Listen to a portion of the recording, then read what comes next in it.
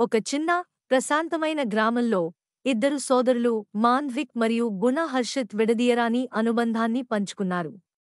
పెద్ద అన్నయ్య మాంద్విక్ ఎప్పుడూ రక్షణగా ఉండేవాడు. కాబట్టి చిన్నవాడు గుణ హర్షిత్ అతనిని ఆరాధనగా చూసేవాడు. ఒక సాయంత్రం అస్తమయ కాంతులతో ఆకాశం కాంతులీనింది. మాంద్విక్ మరియు గుణ హర్షిత్ నది ఒడ్డున కూర్చున్నారు.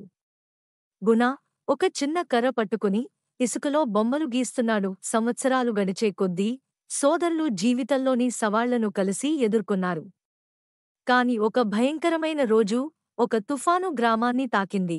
పెద్ద నష్టం మిగిల్చింది. వారి ఇల్లు కూలిపోయింది. వారి జీవితాలు మారిపోయాయి. తల్లిదండ్రులు లేని ఈ పరిస్థితిలో మాంద్విక్ తన తమ్ముడి బాధ్యతను తీసుకున్నాడు. అతను పగటిపూట కష్టపడుతూ గుణ హర్షిత్ ఆకలితో ఉండకుండా చూసుకున్నాడు. ఒక రాత్రి నక్షత్రాల కింద గుణ హర్షిత్ తన కలలతో కూర్చున్నాడు. అన్నయ్య, ఒకరోజు నేను చదువుకుని గొప్ప మనిషి అవ్వాలి అన్నాడు.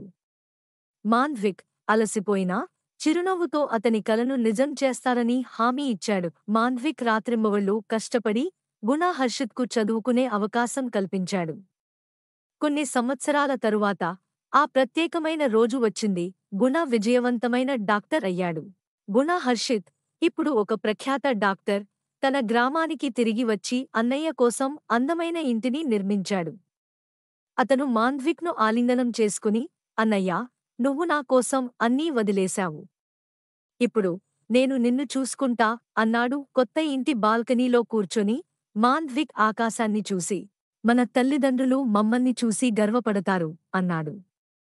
గుణ హర్షిత్ అతని చెయ్యిని బిగిగా పట్టుకుని వారి అనుబంధం ఎప్పటికీ నిలిచిపోతుందని భావించాడు.